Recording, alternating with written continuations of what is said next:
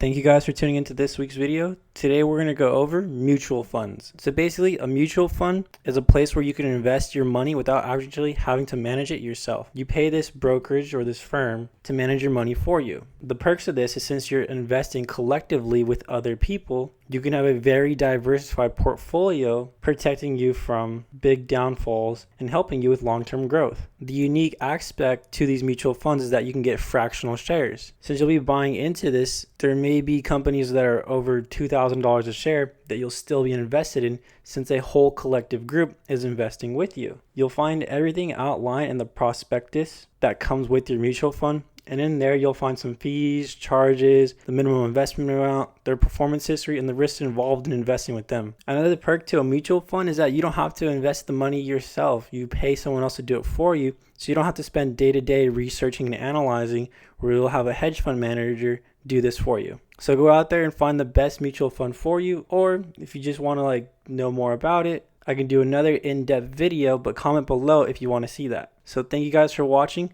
Please leave a like, comment, and subscribe for more future content.